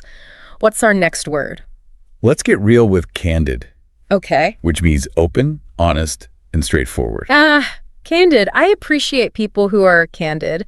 Even when it's not always easy to hear, Right. It shows a level of authenticity Yeah. and respect, And that candid communication, that is crucial for building trust and strong relationships. Totally. Think about it. Yeah. Would you rather someone sugarcoat their feedback or just be upfront and honest with you? Oh, definitely upfront and honest. Yeah. It might be uncomfortable in the moment, Yeah. but ultimately it's so much more helpful. Yeah. And productive. Exactly. Candid allows for real conversations to happen. Yeah. And we can learn and grow from each other's perspectives. Okay, I'm ready for our next word. What have you got? Let's find some relief. Okay. With alleviate, which means to reduce or relieve pain, difficulty, or stress. Ooh, alleviate feels like a very soothing word. Like taking a deep breath and feeling the tension just melt away. I love that. Think about it in different contexts. Like, a doctor might prescribe medication to alleviate a patient's pain. A government might implement policies to alleviate poverty. Right. Or even on a personal level, you could say, listening to music helps me alleviate stress. Exactly. Alleviate can be applied to such a wide range of situations. Oh, yeah. From physical discomfort to emotional distress to societal problems. It's about taking action to make things better. Yes. To ease burdens. Okay, we're over halfway through our second set of words. I know, this is going by fast. What's next on our vocabulary adventure? Let's talk about versatile, which describes something or someone who's adaptable, Okay. able to be used or function in many different ways. Oh, versatile is a great word to have in your arsenal, especially in today's world where adaptability is so highly valued. Absolutely. Think about, like a chef who can cook any cuisine, or like a tool that can be used for multiple tasks. That's versatility in action. It's about being resourceful, adaptable, being able to pivot and thrive in different situations. And in a world that's constantly changing, versatile individuals and organizations, they have a distinct advantage. They can navigate challenges and seize opportunities with, greater ease. Okay, I'm making a note to add versatile to my resume. What's up next? Let's acknowledge those moments of unplanned action. Okay. With impulsive, meaning acting without thinking about the consequences. Oh, impulsive. That can be both exciting and a little bit dangerous. That's right. Sometimes those spur-of-the-moment decisions lead to these amazing adventures, and other times, not so much. It's true. Impulsivity can be a double-edged sword. Yeah. It can lead to spontaneity, excitement, but it can also lead to regret if we're not careful. I think it's about finding that balance between being open to new experiences and making sure we're not acting recklessly. Exactly. And sometimes a little bit of planning can go a long way in preventing those impulsive decisions from backfiring. Okay, I'm ready for our next word. What have we got? Let's vent a little. Okay. With frustrating. Okay. Which describes something that causes annoyance or disappointment. Oh, frustrating. We've all been there. Oh, yes. Those moments when things just don't go our way. Yeah. Or we encounter obstacles that seem impossible to overcome. But here's the thing about frustration. It can actually be a powerful motivator. Oh, interesting. Think about it. When you're frustrated by a problem, you're more likely to put in the effort to solve it. That's a good point. It's like frustration can fuel our creativity and our problem-solving skills. Exactly. So next time you're feeling frustrated, try to channel that energy into finding a solution. Into overcoming the challenge. Okay, we're down to our last two words in this set. I know, I can't believe it. What's up next? Get ready to be captivated by compelling, which describes something that evokes interest, attention, or admiration. I love the word compelling. It's like a magnet, Yeah. It draws you in and makes you want to learn more. Think about a book that you just couldn't put down. Oh, yeah. Or like a speech that left you feeling so inspired.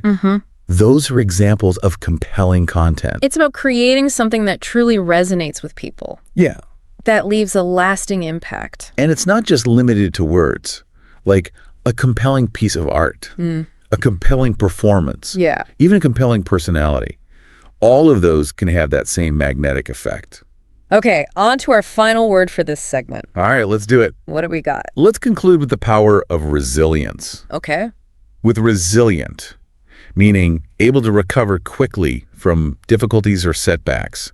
It's about bouncing back from challenges. Yeah. Stronger than before. Resilient is such an important quality to have, especially in today's world, where we're constantly facing uncertainty and change. Absolutely. Think about it. Resilient people, they don't let setbacks define them. Right? They learn from their mistakes. They adapt to new situations. Yeah. And they just keep moving forward. It's about having that inner strength and determination to overcome obstacles and come out on the other side. Yeah. Even stronger than before. Exactly. Resilience is about embracing challenges as opportunities for growth. Yeah. And using them to fuel, our personal development. Okay, we've explored another 10 amazing words. I'm feeling so empowered by this expanded vocabulary. But before we move on, I'm curious. Which word from this set really resonated with you? It's hard to choose just one. So many of them feel so relevant to everyday life. But I think resilient, that one's really sticking with me. Yeah, I can see why. It's such a powerful reminder that we can bounce back from challenges. It is. And it ties in nicely with something we've been highlighting throughout this whole deep dive, right? Learning and using these words, it isn't just about, sounding smarter. Right. It's about equipping yourself to navigate the world more effectively. It's like we're giving our listeners a toolbox. Yeah. Filled with these linguistic power tools. I like that analogy. Uh-huh. And just like any good toolbox, it's important to keep adding new tools, right? Right. As you encounter new challenges and situations. So this deep dive, it's really just the beginning, right? It is. It's about sparking curiosity and encouraging our listeners to keep exploring, this vast and fascinating world of language. A lifelong journey. So where can our listeners go from here? What are some, practical tips for expanding their vocabularies even further? Well, there's so many great resources available these days. You could start a word of the day ritual, subscribe to those online dictionaries or like etymology blogs. Oh, yeah. Or even just make a conscious effort to pay attention to the language used in your favorite books, podcasts, movies. I love that idea of making it a daily habit. Yeah. It's like a mini workout for your brain, Absolutely. Yeah. Flexing those linguistic muscles. Yeah. And don't be afraid to use those new words in your own conversations, right? Right. The more you practice, the more confident you'll become. That's such an important point. It's not enough to just memorize the definitions. Right. We need to actually put these words into practice, Yeah. to really make them our own. Think of it this way. Every new word you learn, it's like adding a new color to your palette. It gives you more options for expressing yourself with nuance and precision. So before we wrap up, I want to leave our listeners with a bit of a challenge. Okay. What's one word you learned today that you're going to commit to using in a conversation this week? Ooh, that's a good one. And I would add to that, how will using that word change the way you communicate? The way you're perceived? Yeah. Or even the way you think? That's a great question to ponder. Remember, the power of language is immense. It shapes our thoughts, influences our actions, and connects us to each other. It really does. So go forth, listeners, and wield those words with confidence and intention. I love it. That's it for our deep dive into 20 advanced words you can use every day. It's been a pleasure. Until next time, happy wordsmithing. When you hear certain words, don't they just kind of bring that holiday feeling to life? We're going to dive into some Christmas vocabulary today. Yeah. But we're going deeper than just, dictionary definitions. Right. We're really trying to see how these words reflect like culture and tradition. Absolutely. I think that language is such a good window into how people experience the world. Yeah. And that's definitely true for holidays like Christmas, for sure. Okay, so we've got 19 of these most useful Christmas words to unpack. Okay. From the source material you sent over. And some are pretty familiar, like festive and carol. Right. But I have a feeling that even those have kind of some hidden depths. Oh, for sure. You'd be surprised at how much history and nuance is packed into those everyday words. Yeah. For example, festive isn't limited to just Christmas. Right. It speaks to a much broader human need for celebration and ritual. That's interesting. Yeah. I've always associated carols with religious celebrations mostly, but I can see how they've evolved into something more than that over time. Oh, absolutely. Carols have their roots in ancient traditions, and they served as a form of storytelling and even social commentary back then. Wow. And some carols still use that beautiful old word, Yuletide, right? Yeah. Seems like we're bringing back some of those older terms. There's definitely a renewed appreciation for the language of tradition. Yeah. That actually reminds me, we've got tinsel, bauble, and ornament on our list. Oh, yeah. These words bring up a lot of sensory memories, don't they? Oh, absolutely. Okay. Especially tinsel. Who hasn't spent like an hour untangling that stuff? Yay. Oh, my goodness. And speaking of decorations, did you know there's actually a difference between bauble and ornament? That's right. Bauble is more common in British English, while ornament is the more general term. Okay. And the source actually gives us the example. The tree looks beautiful with all the ornaments. Yeah. The source also mentions gift exchange. Yeah. The way we exchange gifts really shapes the whole Christmas experience, doesn't it? Whether it's a big family gathering or just a quiet exchange of small tokens of appreciation. Yeah. It's fascinating how gift-giving traditions vary across cultures. Yeah. And even within families. The word exchange itself implies a kind of reciprocity, but that can take so many different forms. Right. There are some real cultural gems on this list. Yeah. Like mulled wine. Yeah. Now that's a word that instantly warms me up. Right. Have you ever tried a Christmas cracker, though? The Christmas cracker. It's a fun British tradition where you pull apart a paper tube with another person. It makes a little pop. And inside you find a small gift, a paper crown. Wow. And often a joke or a riddle. That sounds so fun. Yeah. The source says, we pulled crackers before starting our Christmas dinner. Yeah. Maybe we should try that tradition sometime. I think you'd enjoy it. Speaking of traditions, we can't forget the words that represent, like, the heart of Christmas, nativity and reindeer. Those really capture the two sides of Christmas, don't they? The religious story and the more whimsical, fantastical elements. Like Santa Claus and flying reindeer and all that. Exactly. Yeah, it's amazing how those two words, nativity and reindeer, can evoke such different images and emotions, right? Yeah. The nativity scene with its quiet reverence. Right. And then reindeer representing the magic and excitement of, like, Christmas Eve. Right. And speaking of reindeer, I can't help but think of Rudolph. Oh, of course. You know, Rudolph, the red-nosed reindeer. Right. Our source even points it out. Rudolph is the most famous reindeer of all. Of course, he's become a cultural icon in his own right. He has. Symbolizing acceptance and the idea that what makes you different can also make you extraordinary. Oh, that's nice. Yeah. That ties in nicely with the word holly, don't you think? Yeah. It's not just a decoration. It's a symbol of hope and resilience in the middle of winter. That's a great observation. Holly has been associated with Christmas for centuries. Really? And the source provides a lovely example of its use. We decorated the table with holly and candles. Oh. It really adds a festive touch, doesn't it? It does. It's interesting how certain plants become so intertwined with specific times of year. Right. Like you mentioned earlier, language really does reflect our relationship with the natural world. Absolutely. We also have sleigh on our list. Oh, yeah. Which evokes a very specific image of winter travel, especially when you consider the source's mention of a horse-drawn sleigh. It's a classic image, isn't it? Yeah. The horse-drawn sleigh, the snow falling softly. Yeah. It's like a scene from a Christmas card. Yeah. That makes me think of the word frosty. Yeah. Which is so evocative of that crisp winter air. Frosty really captures that sensory experience of Christmas. Yeah. The source paints a perfect picture with its example. The frosty morning was perfect for building a snowman. And who doesn't love a good snowman? Though I have to admit, my favorite winter activity might involve an advent calendar. Oh, yeah. Those little doors hiding daily treats. Yeah. It's all about the anticipation. Right. What are some unique advent calendar traditions you've come across? When I was younger, my family had a handmade advent calendar with tiny pockets. Oh, wow. And each day held a little note or a small treat.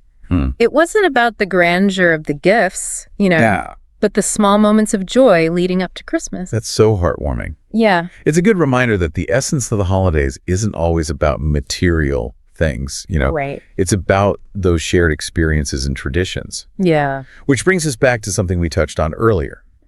How language shapes our understanding of Christmas. We've only just scratched the surface, haven't we? Right. But exploring these 19 words has shown us how vocabulary can be a powerful tool for understanding tradition history. Yeah. And even the different ways people experience the holidays. It's like each word is a little window into the vast and varied world of Christmas traditions. Yeah. And I think it's time to open one more window. Remember how we talked about adding like one word to this list? Yeah. A word that really captures the essence of Christmas for you? Yeah, that's the real heart of this whole deep dive, isn't it? Yeah. It's not just about learning new words. It's about reflecting on what those words mean to us personally. Exactly. And thinking about that one word, that personal touchstone for the holidays, Right. it can really spark some interesting conversations. Yeah. What word comes to mind for you? For me, it might be generosity.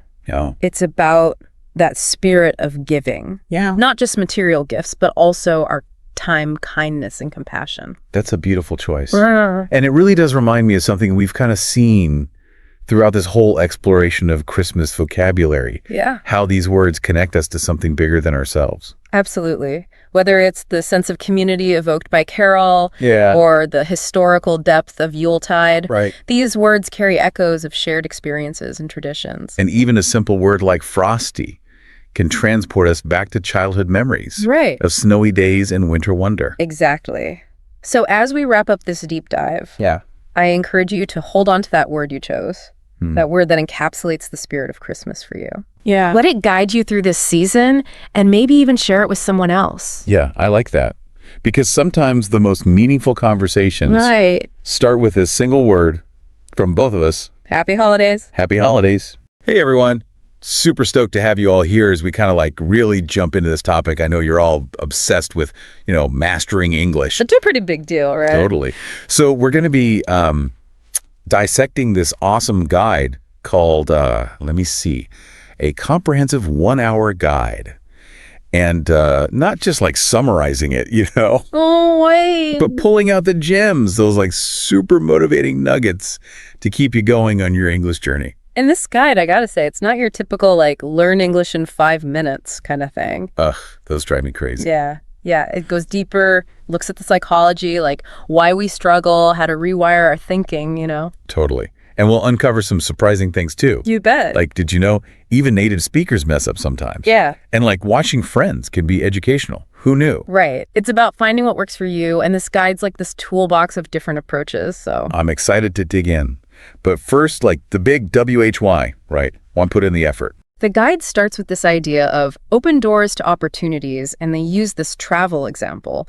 Imagine you're like in a bustling market in, I don't know, Morocco or something. Oh, I love Morocco. Right. And you can haggle prices, ask for directions, actually connect with people, not just gestures, That's the dream. But it's bigger than just travel, right? Way bigger. Think global communication, business, ideas. English is like the key to this whole network. So it's becoming a citizen of the world. Kind of love that. The guide also talks about building confidence. We know learning anything new does that. But why is it special with language? Well, language is how we express ourselves, connect. It's part of our identity, right? So the more you practice English, the more confident you become, not just in the language, but in yourself, navigating the world. It's like that moment when you realize you understand a whole conversation without translating in your head. Bam. Total mind-blown moment. And speaking of unlocking things, there's this point about cultural connection that really hit me. We do. It's huge. Imagine enjoying movies, books, music, all that without the language barrier.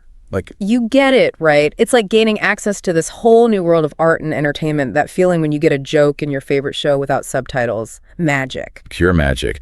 But let's be real. It's not all sunshine and roses. There are bumps in the road. Definitely. And the guide dives into those common obstacles. And one that probably hits everyone is, lack of time. Oh, tell me about it. Right. Between work, life, just existing, finding time to practice feels impossible. And that's where the guide gets really interesting. It debunks this myth that you need hours each day, like some kind of language hermit. No thanks. Yeah, they emphasize consistency over intensity. Even 15, 20 minutes consistently can make a huge difference. It's about using those little pockets of time we all have. That is so reassuring. Because I think a lot of people get scared off thinking they got to quit their job to learn English. Exactly. The other big one, and this one I'll admit gets to me, is fear of mistakes. Oh, yeah. That can be paralyzing. It is. I freeze up thinking about making a mistake. So what does the guide say about that? Well, it's all about a mindset shift. Mistakes aren't failures. They're like stepping stones, proof you're learning, I love that. Takes the pressure off because honestly, who's perfect? Nobody. The guide uses this analogy of learning to ride a bike. You're going to wobble, maybe fall, but each time you get back on, you're getting better. Yeah. Language is similar. Every mistake means you're pushing your boundaries. That's where the magic happens. Okay, feeling pumped already. We've got the why, busted some myths. Now for the fun part, those game-changing techniques to make learning not just bearable, but enjoyable. What's the guide got for us? Buckle up because it's about to get interesting. So the guide jumps into these practical tips to stay motivated. And, it all starts with something that seems obvious, but we often miss it.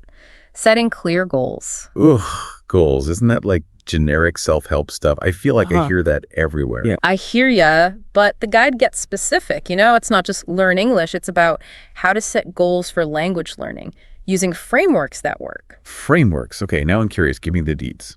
So they talk about short-term and long-term goals, which makes sense, but it goes deeper, like using the SMART goal method. SMART goals, I've heard of those, but how's that language specific? Instead of like become fluent, which is super vague, a SMART goal could be learn 10 business English words every day for a month and use them in practice conversations twice a week. Whoa, that's way more concrete. I can actually picture that. It's like actionable. Exactly. And that's what keeps us motivated, seeing those small wins, you know. Totally. Yeah. Makes sense.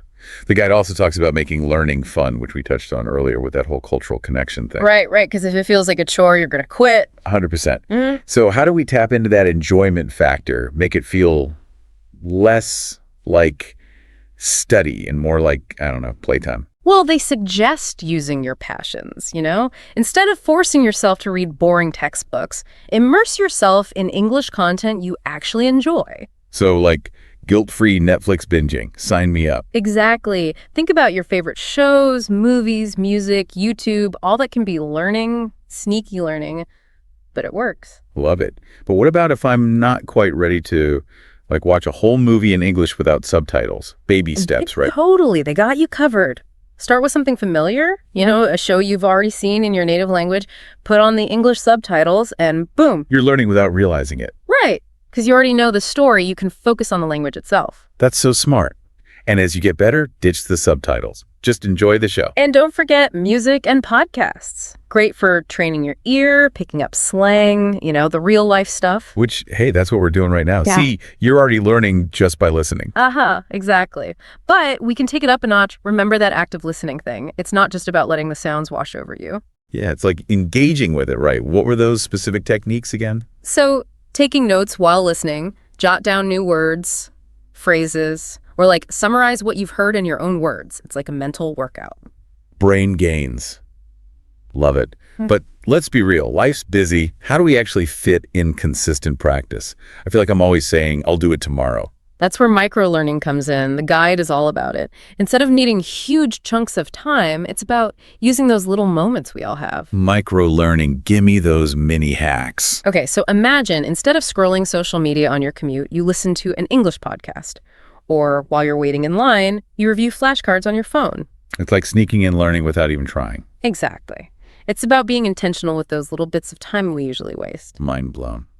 And speaking of things that are everywhere these days, what about those language learning apps? Are they legit or just fancy games? They can be super helpful, especially for building vocabulary and grammar. Plus, that gamified element keeps things fun, right? But how do we avoid just clicking through mindlessly, not really absorbing anything? It's all about being strategic. Don't treat them as a quick fix. Use them to reinforce what you're learning elsewhere, like from reading or conversations. So it's finding that balance between structured learning and like just immersing yourself in English, right? Bingo. And speaking of immersion, the guide gets pretty wild with it, suggesting ways to make English a part of your daily life without even thinking about it. Ooh, tell me more. One of the simplest but most effective. Change your phone and computer settings to English. Boom, you're navigating menus, reading notifications, all in English. Sneaky. It's like tricking your brain into thinking in English. Totally. They also suggest going beyond just watching and listening, get involved in online communities, follow English-speaking influencers, you know, real-life exposure. So it's like a holistic immersion, bringing English into your digital world. Exactly. But what about those who are ready to level up, go beyond the basics, really refine those skills? The guide has some advanced tricks up its sleeve. Yeah, for those ready to really dive in, the guide has this section called Advanced Techniques for Improvement. And it all starts with, oh boy, the one that makes most people nervous? Speaking? Ugh, yeah, tell me about it. I used to get like full-on panic attacks thinking about speaking English. It's a big hurdle for sure, but the guy, it kind of reframes it. You know, it's not about being perfect. It's about realizing speaking practice is like the key to unlocking fluency. Makes sense, I guess, because you can read and understand, but actually talking is a whole other piece. Right. It's putting all those pieces together, thinking on your feet. You know, it's where the rubber meets the road. Okay, so speaking is important. Got it. But how do we actually get better without, like, dying of embarrassment? Any baby steps we can take? They suggest language exchange groups, finding other learners who are also practicing. Ooh, so it's like misery loves company. Kinda. But it's more about creating this safe space, you know? No judgment. Everyone's in the same boat. I like that. Takes the pressure off. Any specific places to find these language buddies? They mentioned some online platforms like Tandem and HelloTalk. They connect you with people worldwide. You can text, voice call, even video chat, whatever you're comfortable with. That's cool. So it's like having pen pals, but for speaking practice. Exactly. And another tip, this one might feel awkward, but it's super helpful. Recording yourself speaking. Oh, no, not the dreaded self-recording. I always cringe listening back. I know, right? But it's like having a mirror for your speech. You can hear those little things you might not notice otherwise, like pronunciation, fluency, all that. Okay, so maybe it's worth the cringe. It's like having a personal coach, but cheaper. Exactly. And once you've tackled speaking, there's the ever-growing beast of vocabulary. Ugh, don't even get me started. I learn new words and then they just disappear. Poof, gone. So relatable. But the guide has some tricks for making those words stick, going beyond just memorizing. It's about like really understanding and using them. So no more flashcards. Well, flashcards can be helpful, but they suggest taking it a step further, using new words in context, creating your own examples, making them personal. So instead of just reading a definition, I gotta like make up a whole sentence with it. Exactly. They even had this challenge. Learn 5 new words each day and then come up with one sentence using all 5. It's like a brain teaser. Ooh, I like a challenge. Makes it more fun than just, staring at a word list. Right. It's about engaging with the language, playing with it. Love it. Speaking of engaging, what about listening? They always feel so passive, but the guide dedicates a whole section to it. Because it's super important. Listening is the foundation. It's how we absorb everything, vocab, grammar, even cultural stuff. True. We talked about active listening earlier, but they suggest applying it beyond just podcasts, right? What else did they mention? Audiobooks, documentaries, even news broadcasts. The key is choosing stuff you're interested in so you actually pay attention. Engaged learning, always the theme. And remember those notes we talked about? What about when we hear a word and we're like, wait, what was that? It's going to happen. Don't sweat it.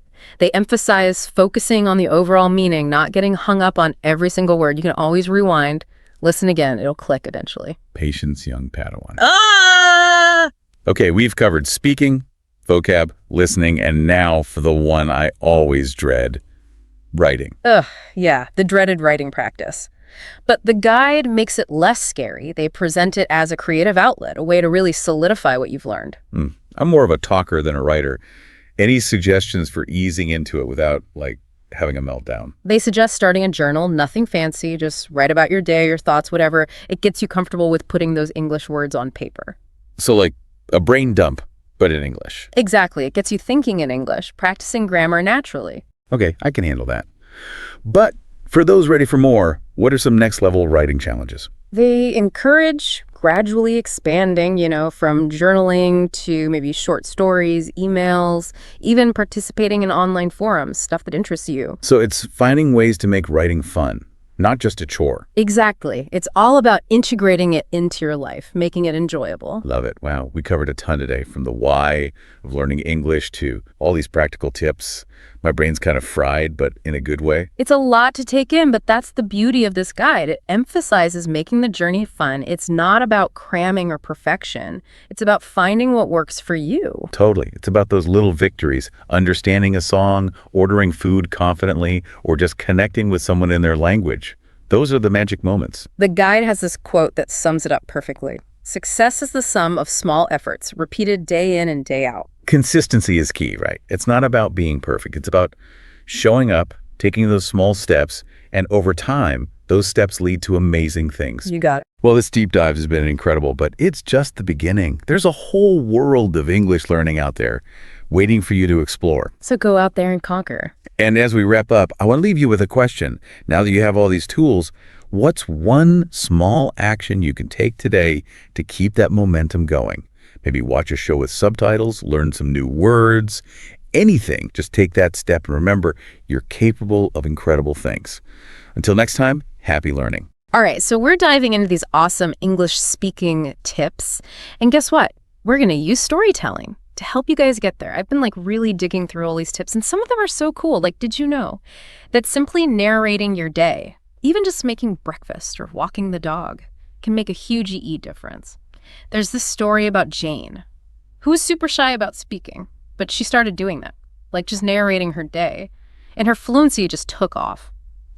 It's funny, we often underestimate how powerful just those everyday activities can be. For language learning, it's all about like creating a consistent habit of thinking and speaking in English. Yeah.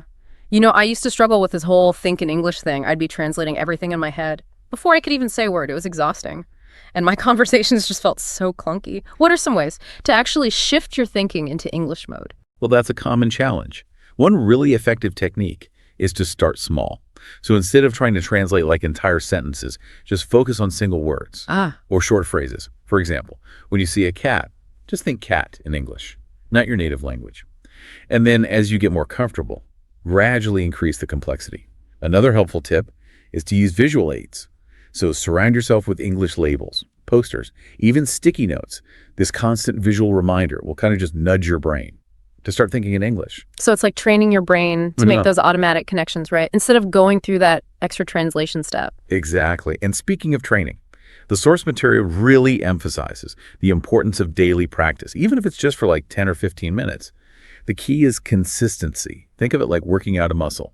The more you use it, the stronger it gets. And this story about Raj totally proves your point.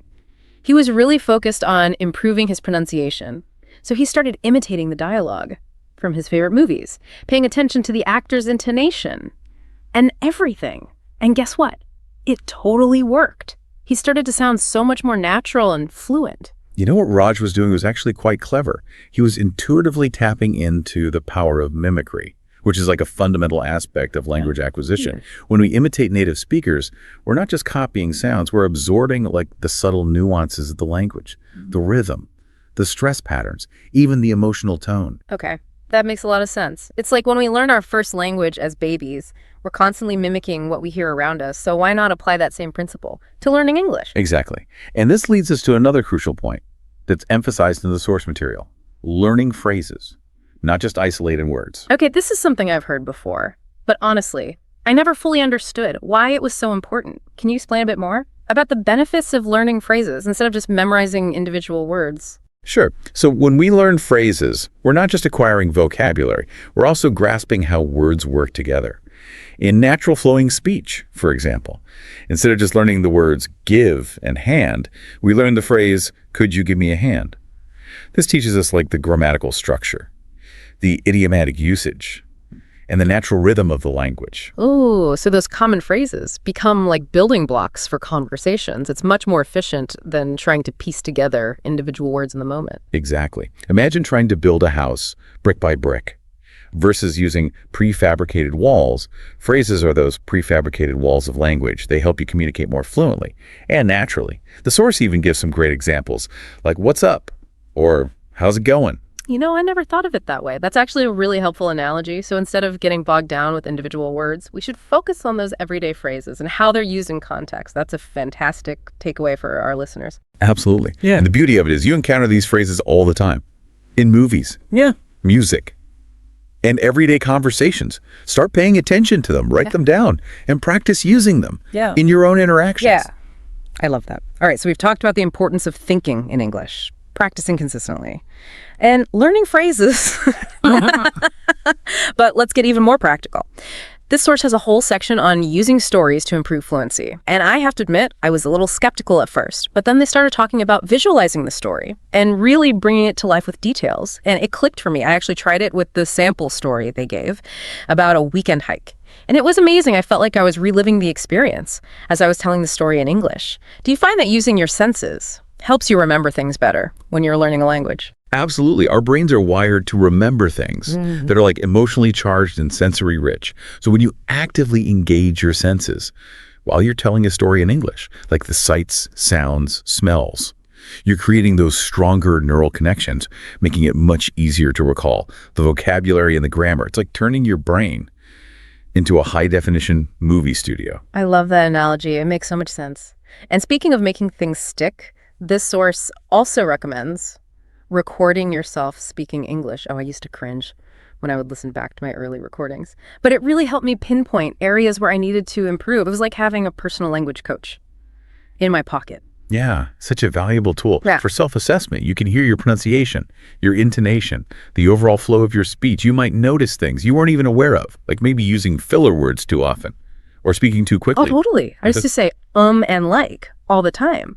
But hearing it back on a recording made me so much more conscious of it. And over time, I was able to break those habits. Exactly. It's all about becoming aware of your own speech patterns and then making those conscious efforts to improve. Yeah, for sure.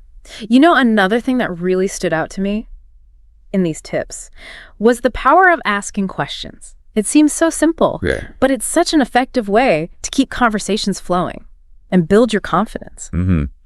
Asking questions not only demonstrates like your engagement, but it also encourages the other person to share their thoughts and experiences. It kind of takes the pressure off of you to constantly come up with things to say, and it creates a more dynamic and engaging interaction. Right, and they suggest using those open-ended questions like, what do you think about, or how is your seat, which is a great tip. Those kinds of questions invite more detailed responses and give you more opportunities to listen and learn. Yeah, and don't be afraid to ask clarifying questions. If you don't understand something, native speakers are usually happy to explain or rephrase things. It shows that you're actively listening and you're eager to learn. Absolutely. It's all about showing genuine interest and engaging with the conversation. Okay, one last tip from this section that I found really intriguing: expanding your vocabulary with context. Yeah, learning new words in isolation can be a bit like trying to memorize a phone book. It's dry and it's difficult to retain. But when you encounter words in context, within sentences and stories, they come alive. They suddenly have meaning and purpose. Yeah, they give the example of the word serene used in the sentence. The lake was serene, surrounded by mountains. And it's so true. You can instantly picture the scene and understand the feeling the word is trying to convey. Exactly. The sentence provides clues to the meaning of the word serene. You can infer that it describes a peaceful, calm, and tranquil atmosphere. And that visual imagery helps cement the word in your memory. Okay, so I've always kind of found the idea of role-playing a bit intimidating, but this source makes a really compelling case for it. They say it's like a dress rehearsal for real-life conversations, which makes a lot of sense. Yeah, it's like a safe space to experiment, make mistakes, and build your confidence. Think about those situations where you might feel a little nervous using English, like ordering food, asking for directions, making a phone call. Role-play those scenarios can really help you feel more prepared and less anxious when you actually encounter them in real life. Right. They even provide this example scenario of ordering at a cafe. Want to give it a try? Sure. Okay, so imagine I'm the customer and you're the barista. Okay, I'm feeling brave. I'm going to go for it. Hi there. I'd love to try one of your lattes. What would you recommend? Okay, welcome to our cafe. We have a variety of delicious lattes. Do you prefer something sweet, or are you looking for more of a classic flavor? I'm feeling adventurous today. What's your most unique latte? Let's see. Our lavender honey latte is a customer favorite. It's a beautiful balance of floral and sweet notes. Wow, that sounds amazing. I'll have that, please. Excellent choice. One lavender honey latte coming right up. See? Yeah.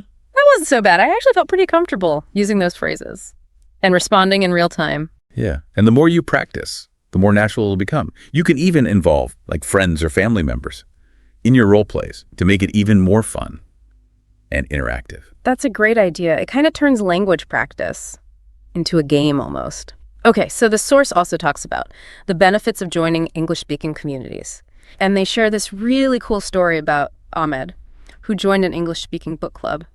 Not only did his speaking improve, but he also made new friends and expanded his cultural horizons. Yeah. Ahmed's story really highlights like the social and emotional benefits of language learning.